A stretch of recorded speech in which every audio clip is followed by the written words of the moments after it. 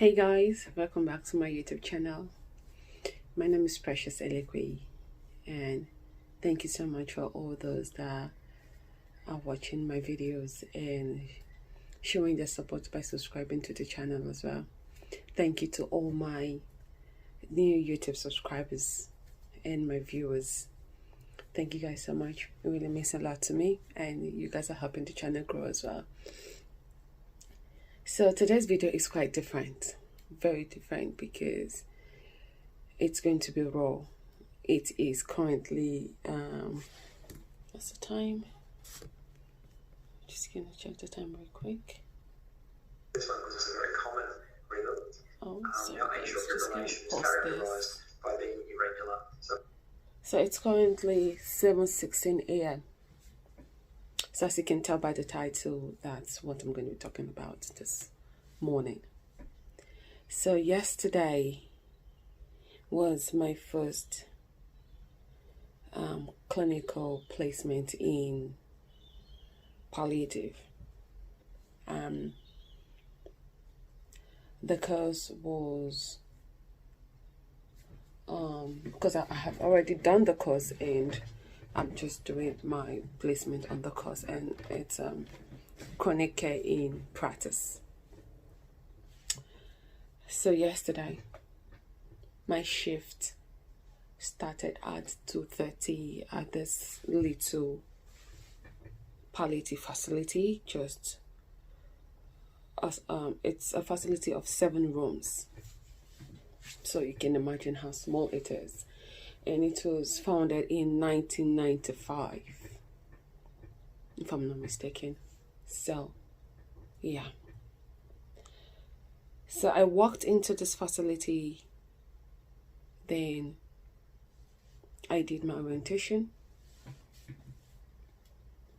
joined in the nursing handover, listened to them and all of that. Then boom, I started my shift. I got to know the errands, I got to know the AINs, and I got to know the top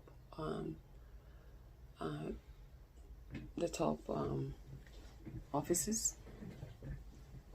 I would say. So I got to know them. I met 2 other students that finished at 2:30 because they were on the morning shift and I was doing the PM shift. So I got to know them and I participated in the medication rounds and everything. 4 hours into my placement, just to cut the long story short, a resident died. The thing is, the family members were expecting the expected, but yeah, the daughter was there from Friday last week, then up till yesterday. So she was expecting the worst to happen, but the woman didn't. She waited until the daughter left. Then I understood what the RN said. She said some of these residents wait until their family members go home before they give up. I don't know what's behind that. Is it a spiritual thing or a spirit thing? I don't know. So, and I was like, oh my God, my first shift, first day. I knew that going into this placement, I'll be experiencing all of those things. I will see people grieve. I'll see people die. But I wasn't expecting it to be on my first day. Yeah. So I got to see how the body is being prepared before the funeral service home comes to pick the body. Most of the time it's organized by the family members of the deceased, and sometimes the family members want the RNs to do the organization themselves. So it was actually the son who came in to check on his mother that actually found her dead. So, and the RN just went there to pronounce her dead. I saw this man cry. I don't know how to describe my feeling right now because it was just my first day. I knew nothing about this patient. I only read the patient's care plan. I haven't really worked there. Like, just my first day, I knew nothing. But I felt so kind of empathy towards the man and towards the family as well. So we made her feel comfortable, covered her up, took out all of the IDC, took out her IDC, and took out the peritoneal dressing that she had on. Yeah. Covered her up, cleaned every secretion that she had on her body. But she died a peaceful death, I would say, because she wasn't in pain. I would say because in a palliative unit, it is actually an end of life care. So all we're meant to do is just to care for them till the end of their life. So they're constantly on opioid medications and analgesics just to manage their pain, just to make them die peacefully, you know, not to go through that pain before they die. So this lady died. And I watched the RN call the funeral home, and they came in well suited, like they were going for a party or something. Like, no, not in that kind of way, but they came in well suited with a white t-shirt, and they brought in the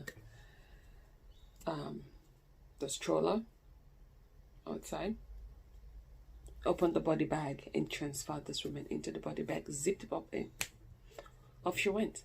And then we did a live extent form, and I saw how it was filled out and all of that.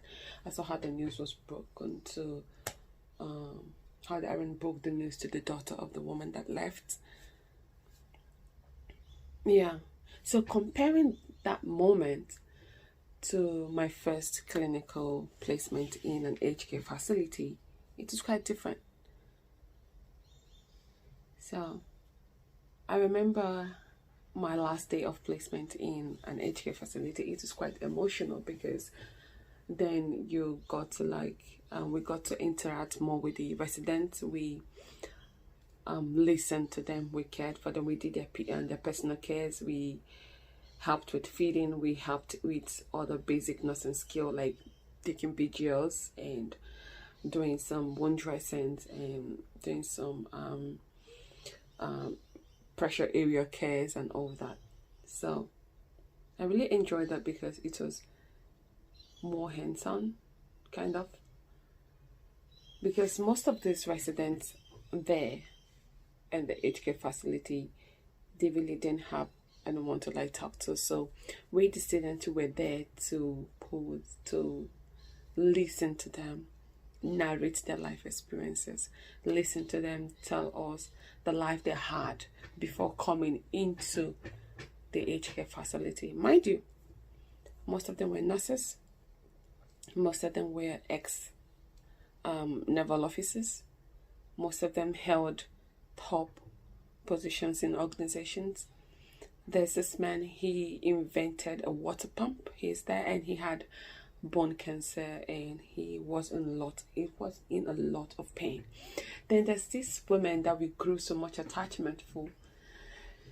She told us about her experience. She was a nurse in the Navy, and her husband was a Navy officer as well. So they are both in this aged care facility. So she got into the aged care facility because her husband was to be sent there, and she just couldn't bear the thought of staying at home all by herself without her husband. So she moved into the aged care facility together with her husband. That kind of love. So she narrated how they met. She showed us the first letter they wrote. And they have been married for 60 something years. Yeah, it's a long time. So she narrated all of her experience to us, showed us the letter they wrote to themselves. It was a privilege to be able to, read this letter and listen to her talk. And she enjoyed talking to us. I would say it was really a privilege to really get to know them and talk to them. And she really liked us then. So there's this other Japanese lady there. She's so lovely, very lovely. So on the last day of our placement, like I was saying, on the last day of our placement, it was so emotional. It was raw, very emotional. We went to her and we told her, we presented her a plaque that we got for her, a Christian plaque, and we got a card for her, and we got a diary, like a Christian diary that had some prayers written on it. When we went to her room to present this to her, because she was one of those that we grew so fond of, she became so emotional. She said to us that this is the first time that someone has ever given her something like that. We just started crying. Myself and this other girl, the student nurse, we started crying. It was emotional. When you cry and you're like, that hiccup kind of cry? It was like, girl, we have to leave this room. We just have to leave the room. So we left and we went to the other Japanese lady, like I was saying. We went to her. She was laying on her bed and we told her that she wasn't going to see us, like that day was our last placement and she won't be seeing us anymore. And she said, she looked at us and she was like, really? Are you guys leaving? And we could see her about tearing up and we cried again. It was hard saying our goodbyes. It was hard because it felt like we were working with family. Yeah. So going back to yesterday in my chronic care placement at the palliative facility. So after the lady died, 30 minutes to the end of my shift, and prior to that time, we had given her a pain relief. I remember prepping the medication with the RN, and she watched me administer the same medication. Observing her, like assessing her physically, she had this labored breathing, and she had so much mucus in her throat and all that. So we had to administer an anticholinergic medication. It helps with reducing these secretions, helps in reducing and drying up the secretions, while cholinergic medications helps in producing secretions and all that. So I went to the toilet to pee. Then coming out of the toilet, I saw the RN walking towards the ladies' room, and she said to me, Precious, that lady in room 1, she's gone. I was like, oh my God, this is the second death in one day.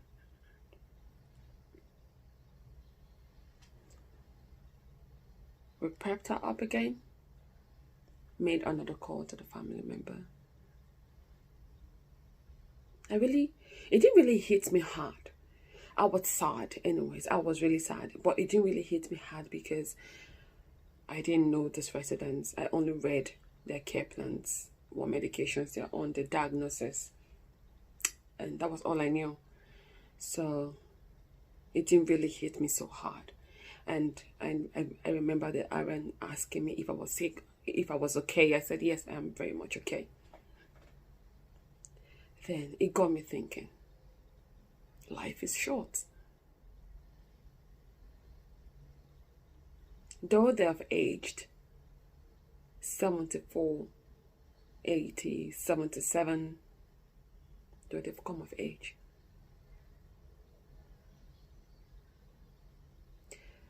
it made me realize that this life is not ours. We are just passerbys. So cherish those little moments you spend with your family. Cherish those times, because a time will come you'll be all by yourself, needing help, and the next thing you're gone. So this video is just to encourage all student nurses or those aspiring to be nurses. It is a rewarding profession. You experience the good, the bad, and the funny. Speaking of funny,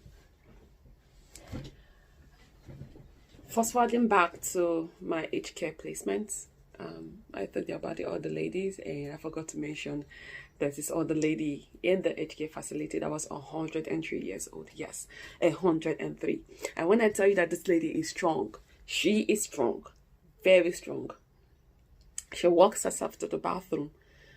Then all we have to do is just to help her sit and do her business, and she walks herself back to her chair. She's never laid on her bed. And when we asked her, why don't you sleep on your bed? She said, no, she likes it on her recliner chair. I remember one time my facilitator and I and my other student colleague, we went in to do her pressure ulcer dressing, because she's got this pressure ulcer at the back of her leg, just around her calf. So this ulcer will never heal because it's there for life, you know. So all we have to do is just to dress it and make sure it's not infected, make sure the skin around the area it's okay. So we told her that if she was able to lay on her bed, so we could have a proper look at the ulcer, so we could give it a good clean and, you know, assess the wound, check the depth, the width, check the kind of exudates that what's coming out of the wound, and check if it was infected. And if it's kind of a greenish exudate, then we had to take a wound swab, and it has to be taken to test for infection. So remember her going through this pain, screaming. It was so hard for her to get on the bed. And the next thing she said, she was like, put me in a box already. Put me in a box. What are you guys doing to me? Put me in a box. I actually wanted to laugh at that time, but I just couldn't laugh. I just had to keep this professional look. So it was funny. So after we assessed the wound and we did the dressing and everything, then she went back to, we assisted her to her recliner chair. Then we thought about it, and we were like, I guess it would have been more assertive, or would have been more reasonable. Then probably we could have like elevated her legs using the chair in her room. You know, student nurses, we never thought about it initially, but it was when the whole thing happened and we like, okay, next time we have to do this, you know. Yeah. So that's what reflection does. You think about what you did that didn't go well, and you think about what you could have done to make the outcome a more better outcome. So she was a very funny one. I remember one time going in there all by myself to assist her with something. I can't remember what particularly. And I asked her as a professional thing, like, what else would you want me to do for you? And she said to me, do I look like I need anything? Shut the door halfway. Shut the door halfway. So, so it was funny. Sometimes she can come across as being like aggressive, but I kind of turned that situation into something fun, because I can understand that being at that age, you will be grumpy. So Then I cracked some jokes with her and she was funny. She started laughing and I saw the other side of her that I didn't see. So it is very good. I had a very good time at that aged care facility. I had a good time because the nurses were good. They took us under the wings. They taught us every nursing basic skills that we need to know. Then the PCAs, they were good. The residents were also good. Like, that was why it is hard saying our goodbyes leaving. So fast forward back to yesterday. So there was two deaths in one day. It was hard. So today's another day. Shift starts at 2:30 p.m. to 10:30 p.m. Today's another day. We'll keep pushing. So to all student nurses out there, to all those that are aspiring to be student nurses as well, look beyond the monetary aspect. Life is precious. Be empathetic. You've got to put your whole heart into nursing. It's a rewarding job. So that's just a little chit chat about my first day of placement in palliative. So I thought to myself that I would want to share my experience with you guys, and what better way than to come to my YouTube family and share my experience. So yeah, I hope guys you do like this video, this little chit chat moment. And if you like the video, please leave a comment down in the comment section. And if you want me to make such kind of videos, please leave a comment down in the comment section. And please subscribe to my YouTube channel. Give it a thumbs up. Click on the notification bell so you get notified when I make another video. Thank you guys for listening. Peace and love. Bye for now.